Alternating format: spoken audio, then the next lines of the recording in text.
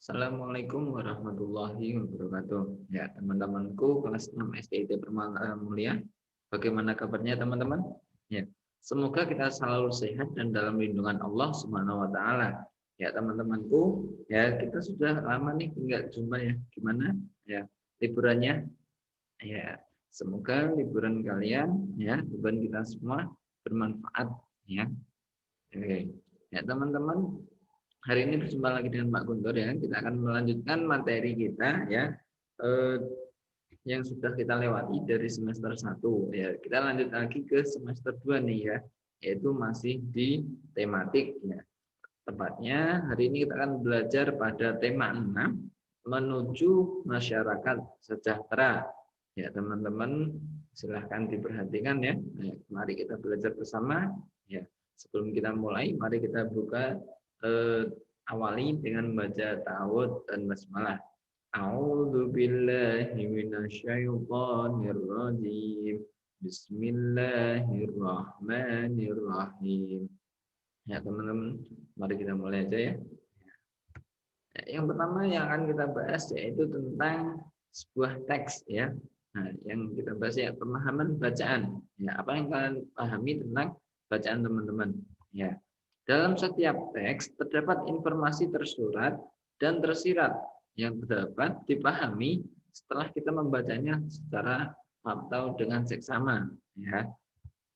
Informasi yang dikutip langsung atau tertulis dapat disebut sebagai informasi tersurat ya. Sedangkan yang tadi yang tersirat yaitu informasi ya, yang tidak tertulis ya, tidak dapat kita langsung temukan tertulis di dalam sebuah teks. Jadi kita harus menyimpulkan sesuatu, menimbulkannya ya, itu informasi tersirat ya. Sedangkan informasi tersurat meliputi yang pertama yaitu kalimat utama paragraf ya, kalimat utama dalam paragraf ya, berisi tentang ide pokok atau gagasan utama dari suatu paragraf ya. Kalimat utama bersifat umum sehingga perlu didukung oleh beberapa kalimat penjelas ya. Yang kedua sendiri yaitu kalimat penjelas. Apa itu kalimat penjelas ya? Kalimat penjelas yaitu kalimat yang menjelaskan kalimat utama atau topik dalam suatu paragraf secara terperinci. Ya, jadi kalimat utama itu dalam satu paragraf ada satu, ya. Sedangkan kalimat penjelas itu nanti kalimat yang mendukung, ya, atau menjelaskan kalimat utama yang satu tadi. Ya. Berarti kalau kalimat penjelas ini nanti bisa saja lebih dari satu kalimat ya. Selanjutnya yaitu ada ide pokok ya. Ide pokok ini adalah intisari dari kalimat utama ya. Berarti hanya terdapat satu ide pokok dalam suatu paragraf ya. Ada satu saja ide pokoknya ya. Ide pokok ini dapat kita jumpai nanti ya, kita simpulkan ya dari kalimat utama. Selanjutnya teman-teman, paragraf berdasarkan letak ide pokok ya. Letak ide pokok ya. Letak ide pokok ini ada dua ya. Yang pertama yaitu paragraf deduktif ya. Yang akan kita bahas yang pertama yaitu paragraf deduktif ya, yaitu paragraf yang ide pokoknya terletak di awal sebuah paragraf ya. Sedangkan yang satunya lagi yaitu paragraf induktif, yaitu paragraf yang ide pokoknya terletak di akhir sebuah paragraf. Ya, teman-teman, selanjutnya kita belajar nih tentang apa itu kata kunci. Ada yang tahu kata kunci? Ya. Setiap judul teks memiliki kata-kata penting yang mencerminkan informasi dari dalam teks. Kata-kata penting pada judul dapat menjadi pemandu bagi pembaca untuk menebak isi pokok atau informasi yang terdapat dalam teks. Ya, dengan demikian, sebelum membaca teks secara keseluruhan, kita dapat menebak kira-kira apa isi teks. Ya, dengan cara menentukan kata penting pada judul teks. Ya, kata-kata penting tersebut ya dapat disebut kata kunci. Ya, mari kita belajar aja ya teman-teman. Ya, di sini sudah ada sebuah ya sebuah bacaan nih ya, ada 2 paragraf ya. Di mana judulnya yang pertama yaitu makna proklamasi bagi bangsa Indonesia. Ya, silakan dibaca teman-teman. Ya, proklamasi berasal dari kata proklamatio, ya, dari bahasa Yunani yang memiliki arti pengumuman resmi pada seluruh rakyat.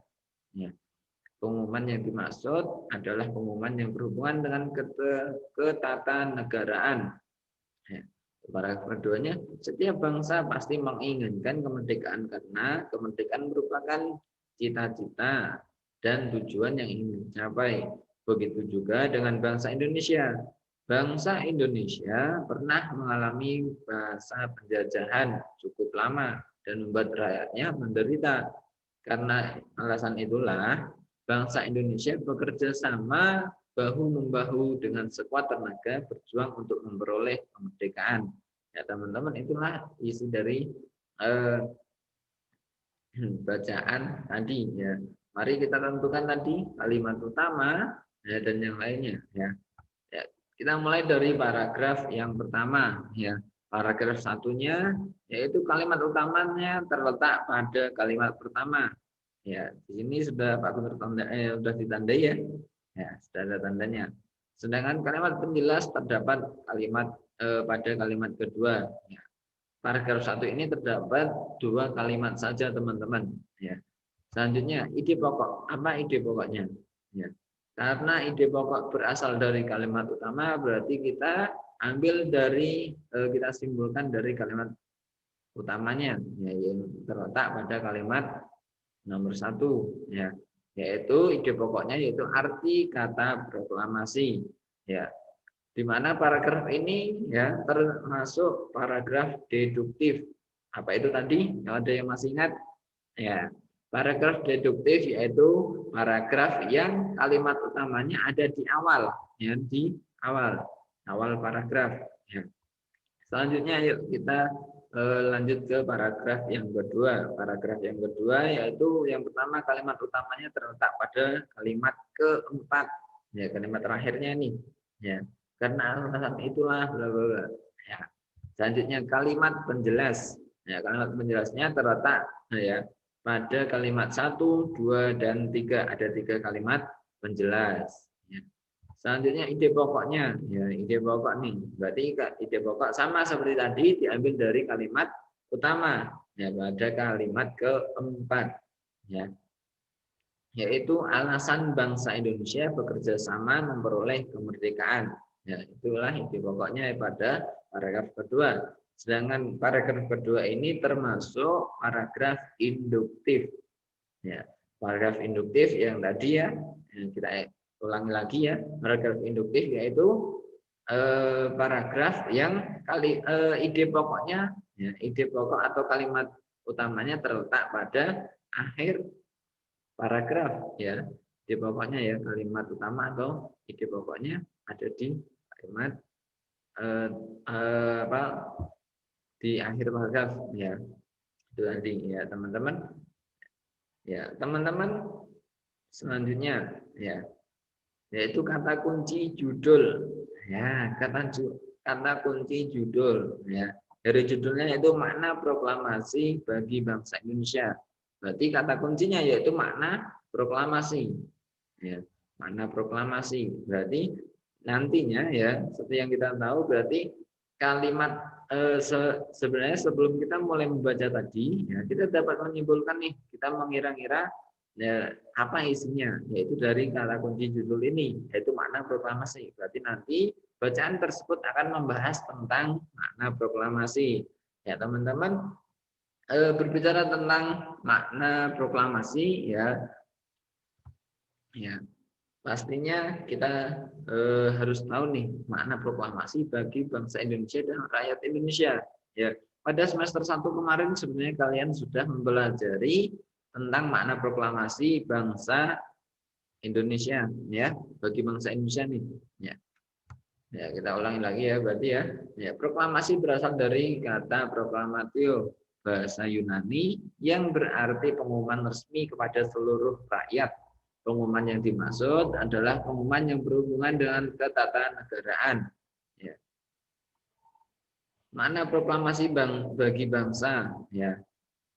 Seperti yang kita ketahui ya teman-teman, bangsa Indonesia telah merdeka dan berdaulat. Ya, sejak kapan teman-teman? Ya, sejak tanggal 17 Agustus 1945. Ya, itulah Hari Kemerdekaan Indonesia. Ya. Ya, proklamasi kemerdekaan juga memiliki makna yang lain, ya. Di antaranya yaitu yang pertama sebagai puncak perjuangan bangsa Indonesia, yang kedua sebagai awal terbentuknya Negara Kesatuan Republik Indonesia atau NKRI, yang ketiga yaitu sebagai akhir penjajahan di Indonesia.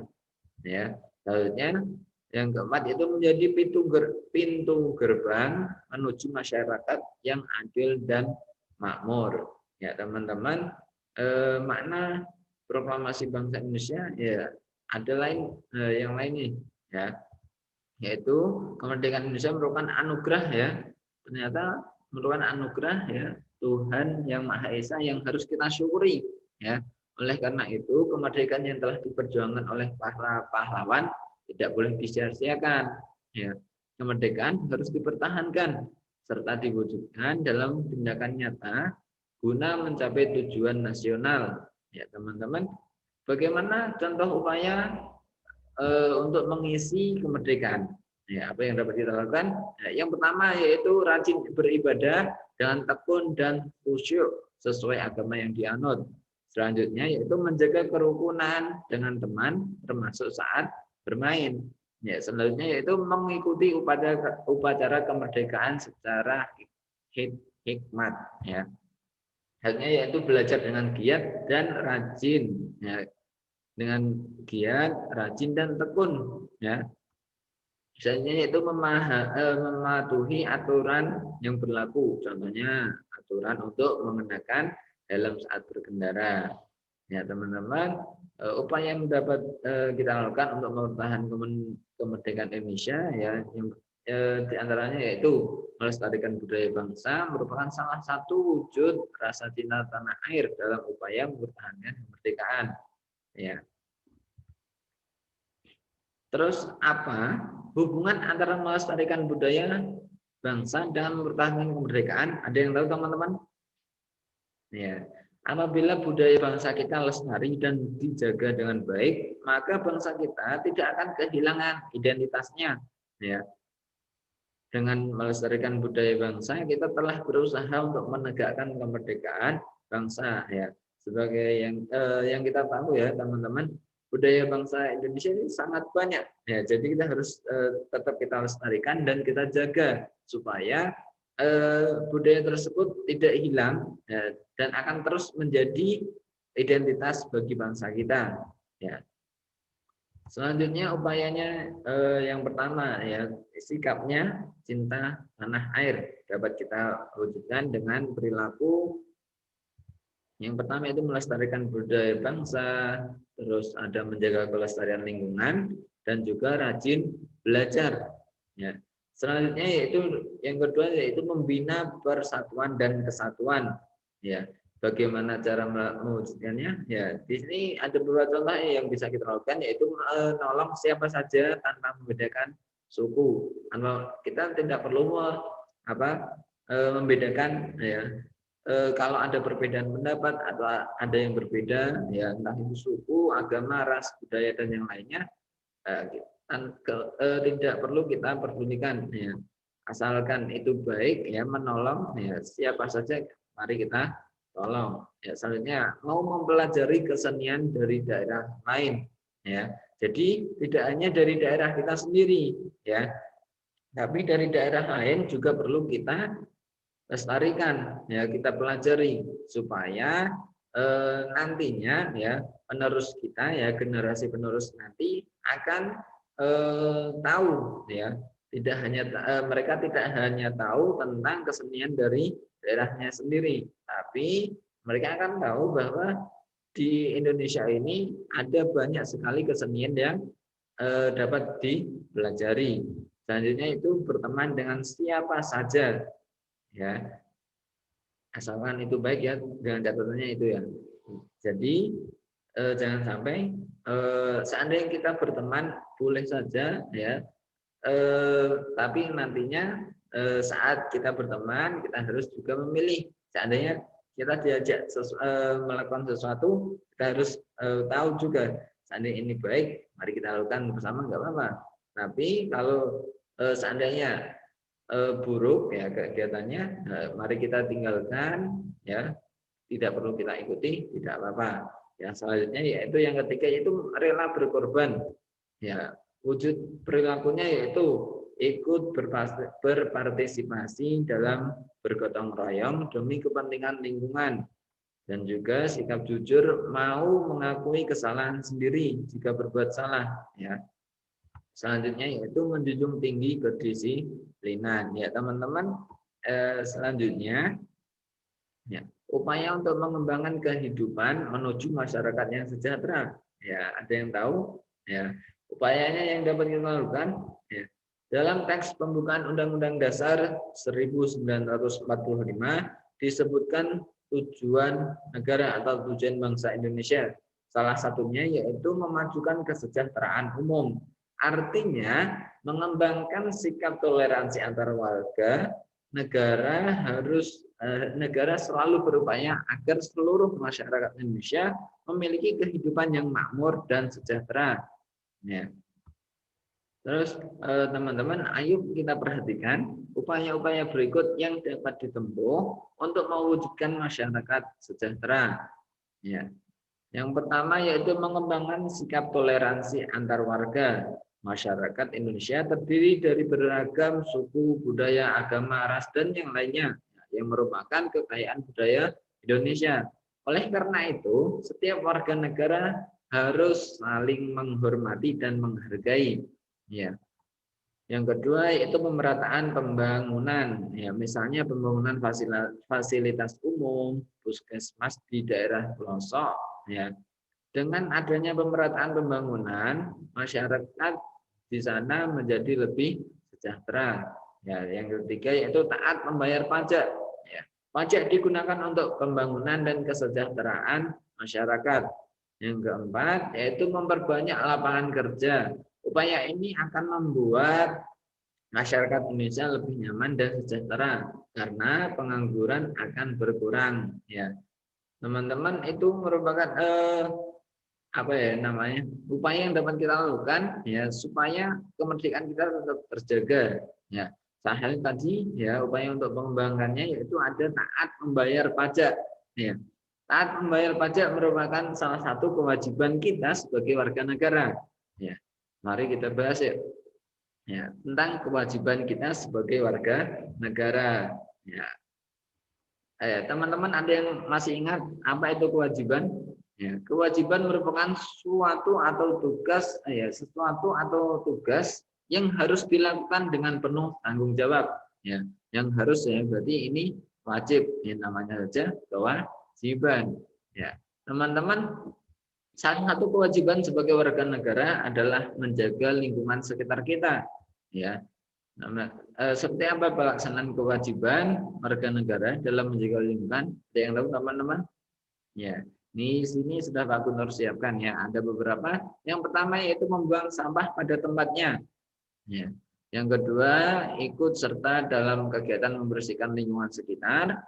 Terus juga ada ikut serta dalam kegiatan mengamankan lingkungan sekitar. Ya, tidak hanya membersihkan, tapi juga kita harus mengamankan. Nah, contohnya tadi kita ikut pos malam, pos jaga seperti itu ya. Selanjutnya itu menanam dan merawat tanaman yang ada di lingkungan sekitar. Yang kelima yaitu melapor kepada ketua RT apabila ada tamu yang akan menginap. Ya. Dan yang enam yaitu menaati peraturan yang telah ditetapkan di lingkungan sekitar. Selanjutnya yaitu menjaga ketenangan dan ketertiban di lingkungan sekitar. Dan yang kedelapan yaitu menjaga keharmonisan hubungan antar tetangga agar tercipta lingkungan yang kondusif. Ya teman-teman, selain kewajiban tadi ya, kewajiban bangsa Indonesia ya, kewajiban kita sebagai warga negara juga diatur dalam dalam Undang-Undang Dasar, ya. Dalam Undang-Undang Dasar, ya, ada beberapa kewajiban kita sebagai warga negara. Yang pertama yaitu wajib menaati hukum dan pemerintahan, ya, di mana ini terdapat pada pasal 27 ayat 1 Undang-Undang Dasar 1945 yang bunyinya segala warga negara bersamaan kedudukannya, ya, di dalam hukum dan pemerintahan dan wajib menjunjung hukum dan pemerintahan itu dengan tidak ada kecualinya. Ya. Selanjutnya yaitu wajib ikut serta dalam upaya pembelaan negara. Ya. Terdapat pada pasal 27 ayat 3, ya, yang bunyinya setiap warga negara berhak dan wajib ikut serta dalam upaya pembelaan negara. Ya. Apa sih upaya pembelaan negara? Contohnya teman-teman. Ya, seandainya kita contohnya mengharumkan, ya, nama bangsa, ya, menjaga nama baiknya, ya, terus apabila ada apa namanya, kita ikut mengamankan, ya, mengamankan lingkungan sekitar itu juga sudah termasuk pembelaan negara, ya. Ya, selanjutnya yaitu ada wajib menghormati hak asasi manusia orang lain, ya. Kita wajib menghormati hak yang dimiliki oleh orang lain. Jadi kita tidak boleh merusak hak mereka, ya, mengurangi hak mereka. Ya, ini terdapat pada pasal 28J ayat 1, ya. Setiap orang wajib menghormati hak asasi manusia orang lain, ya. Selanjutnya yaitu ada wajib tunduk kepada pembatasan yang ditetapkan dengan undang-undang. Ya, bunyinya panjang sekali nih, ya. Nah, yaitu pada pasal 28J ayat kedua yang bunyinya dalam menjalankan hak dan kebebasannya setiap orang wajib tunduk kepada pembatasan yang ditetapkan dengan undang-undang dengan maksud untuk menjamin pengakuan serta penghormatan atas hak kebebasan orang lain dan untuk memenuhi tuntutan yang adil sesuai dengan pertimbangan moral, nilai-nilai agama, keamanan, dan ketertiban umum dalam suatu masyarakat demokratis. Ya. Selanjutnya yaitu wajib ikut serta dalam usaha pertahanan dan keamanan negara. Ya, ini terdapat pada pasal 30 ayat 1. Tiap-tiap warga negara berhak dan wajib ikut serta dalam upaya usaha pertahanan dan keamanan negara. Ya, teman-teman, selanjutnya, ya, ya, kewajiban kita, ya, sebagai warga negara yaitu juga kita wajib mengikuti pendidikan dasar. Ya, kenapa wajib, teman-teman? Ya. Ya, kewajiban ini pada pasal 31 ayat kedua, setiap warga negara wajib mengikuti pendidikan dasar dan pemerintah wajib membiayainya. Ya. Ya, teman-teman, mengapa kita wajib mengikuti pendidikan dasar? Ya, mewajibkan warga negara untuk mengikuti pendidikan dasar 9 tahun merupakan satu upaya pemerintah, ya, untuk memperbaiki pendidikan di Indonesia. Ya, pemerintah menginginkan tingkat kecerdasan bangsa ini semakin meningkat. Ya. Upaya pemerintahan untuk memperlancar pelaksanaan pendidikan dasar, ya. Yang pertama yaitu memperbaiki gedung sekolah yang rusak atau sudah tidak layak. Yang kedua itu memberikan bantuan dana kepada sekolah-sekolah yang membutuhkan dan mengadakan pelatihan untuk meningkatkan kualitas guru. Yaitu adalah upaya yang dilakukan yang dilakukan oleh pemerintah untuk memperlancar pelaksanaan pendidikan dasar di negara kita. Ya, teman-teman. Ya. Selanjutnya kita bahas tentang hak, ya. Pastinya, ya, tidak terlepas, ya. Apabila kita membahas tentang kewajiban, pastinya kita bahas tentang hak. Hak kita sebagai warga negara, ya. Hak itu apa, teman-teman? Ya. Hak adalah sesuatu yang mutlak menjadi milik seseorang dan penggunaannya tergantung pada orang itu. Ya. Seseorang memiliki hak untuk melakukan kegiatan atau perkumpulan yang tidak bertentangan dengan undang-undang. Banyak hal yang dimiliki oleh warga negara Indonesia. Ya, hak warga negara Indonesia ditentukan dalam pasal-pasal Undang-Undang Dasar 1945. Ya, di antaranya nih ya ada 11 yang Pak Guntur sebutkan ya, sebenarnya ada banyak sekali ya hak hak warga negara Indonesia ya, khususnya untuk hak asasi manusia itu tercantum pada pasal 28 ya, 28A sampai 28C ya pada Undang-Undang Dasar 1945. Ya, ini yang kita bahas aja satu persatu. Yang pertama yaitu mendapat perlindungan hukum. Ya, hak untuk mendapat perlindungan hukum terdapat pada pasal 27 ayat 1. Ya, silakan teman-teman jika mempunyai ya buku Undang-Undang Dasar 1945 silakan dibuka nanti bagaimana bunyi dari pasal-pasal ini yang sudah Pak Guntur sebutkan di sini ya. Ya, selanjutnya yaitu mendapat pekerjaan dan penghidupan yang layak pada pasal 27 ayat kedua.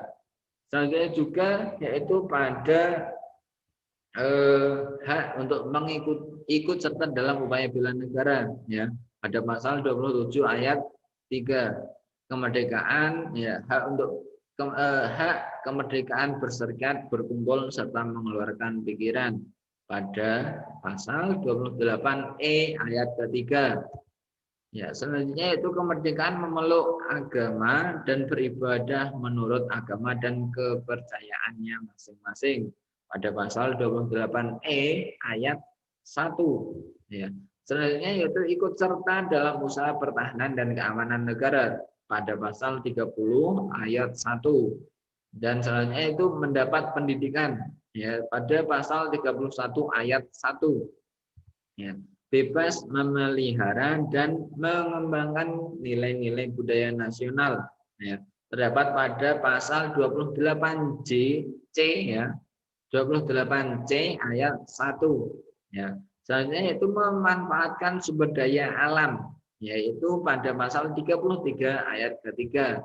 Ya, selanjutnya yaitu fakir miskin dan anak-anak yang terlantar dipelihara oleh negara ya pada pasal 34 ayat 1. Dan yang ke-11 yang terakhir Pak Guntur sebutkan yaitu memperoleh fasilitas pelayanan kesehatan ya, yaitu terletak pada pasal 28H ayat 1. Ya teman-teman, itu adalah hak-hak warga negara yang terdapat dalam pasal-pasal UUD 1945. Ya, selanjutnya hak warga sebagai warga negara ya, pentingnya pemenuhan hak ya. Arti penting ya atau pentingnya pemenuhan hak ini sangatlah penting ya. Apa saja teman-teman? Ya. Pemenuhan hak warga negara Indonesia berkaitan erat dengan upaya pemerintah Indonesia dalam mencapai tujuan nasional Indonesia, di mana tujuan nasional Indonesia ya tercantum dalam pembukaan Undang-Undang Dasar 1945 pada alinea keempat. Ada yang tahu teman-teman apa saja?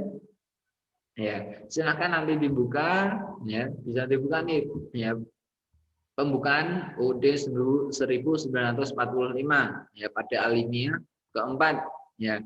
Tentunya dulu waktu kita sering melaksanakan apa namanya upacara bendera ya setiap hari Senin ya itu ada pembacaan pembukaan UUD 1945 ya. Itu setiap hari Senin kita dengar ya.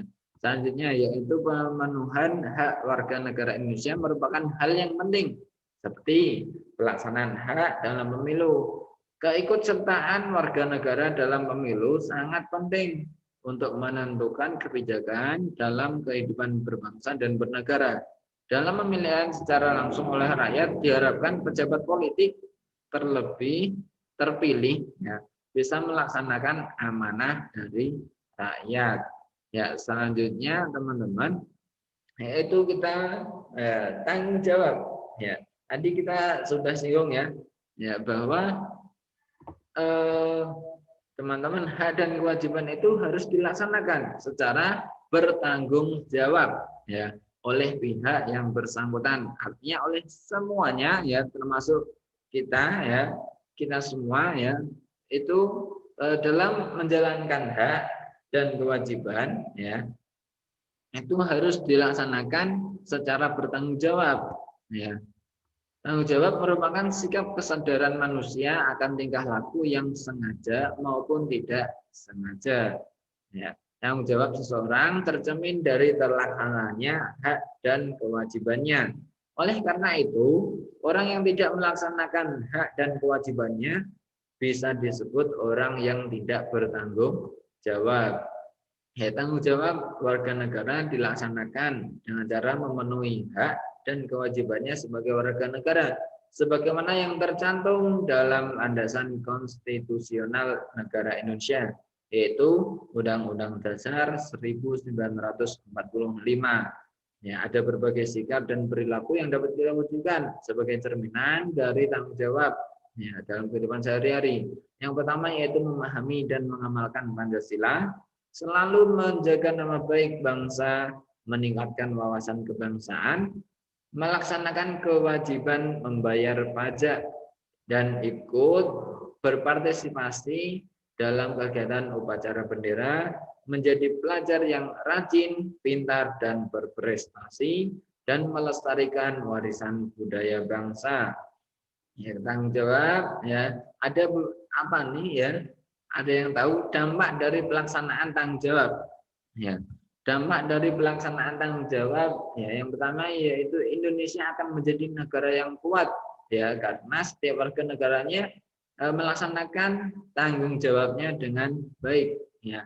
Pembangunan akan berjalan dengan lancar ya. Selanjutnya itu menjaga kelestarian alam ya, dengan tanggung jawabnya ya, contoh kita bertanggung jawab untuk menjaga lingkungan sekitar ya, berarti nanti kelestarian alam akan tetap terjaga ya. Selanjutnya tercipta kehidupan masyarakat yang aman, damai, dan tentram ya teman-teman. Sebagaimana yang kita ketahui tadi tentang tanggung jawab ya, kewajiban, hak, dan tanggung jawab sebagai warga negara ya. Hak, kewajiban, dan tanggung jawab warga negara ya, itu dilaksanakan oleh setiap warga negara, tidak apa namanya, tidak tergantung umur ya, atau tidak terbatas oleh usia ya, entah itu dari sejak kecil bayi sampai tua ya. Ya, mari kita bahas ya tentang perkembangan dan pertumbuhan manusia ya. Tadi ya, kewajiban dan hak dan tanggung jawab itu harus dilakukan ya. Itu dilaksanakan oleh semua orang ya, nah itu dari bayi sampai orang tua ya. Mari kita bahas tentang perkembangan dan pertumbuhan manusia. Ya, pertumbuhan ya, ini beda ya, berarti ya perkembangan pertumbuhan itu beda artinya ya. Pertumbuhan artinya proses pertambahan ukuran baik volume, massa, ataupun banyak sel yang bersifat irreversibel ya, atau tidak dapat kembali ke bentuk semula ya. Sedangkan perkembangan adalah perubahan menuju keadaan yang lebih dewasa ya teman-teman. Bagaimana tahap-tahap pertumbuhan dan perkembangan manusia? Nah, yang pertama yaitu diawali dengan dari bayi ya teman-teman, pertumbuhan dan perkembangan manusia.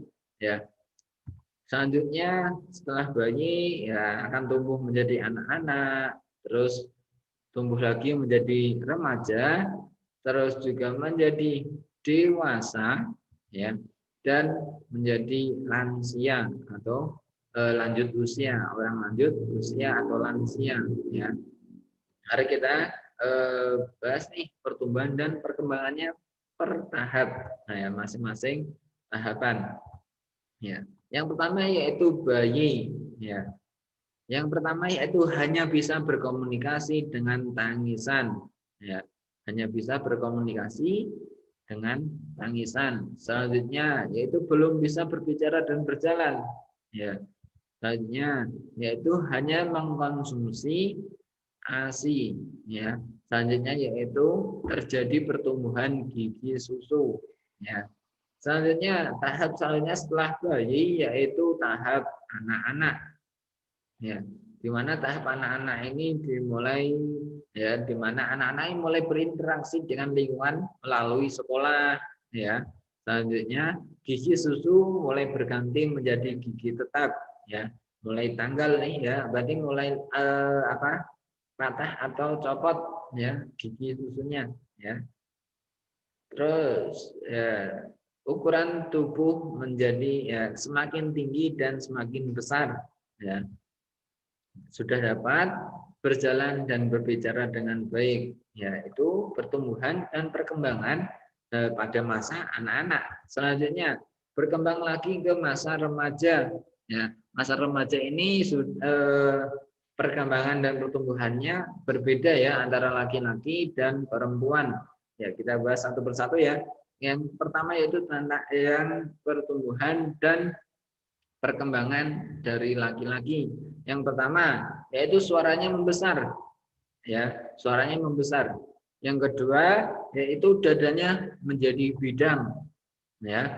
Selanjutnya yaitu tumbuh jerawat, ya, dan juga tumbuh jabun, ya pada laki-laki tumbuh jabun.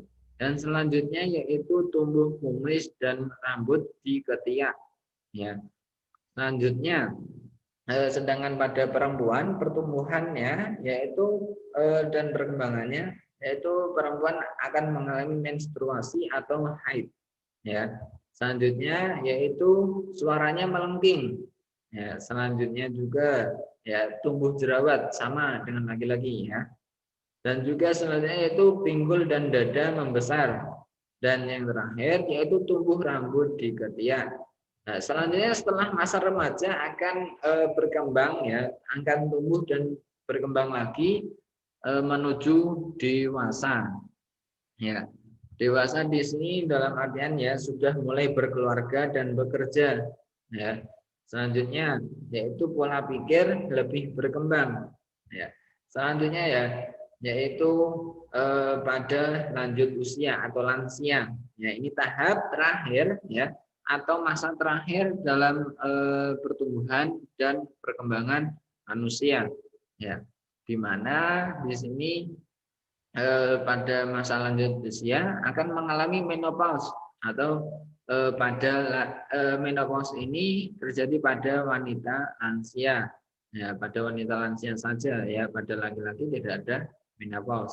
Selanjutnya yaitu organ-organ tubuh mengalami penurunan fungsi ya.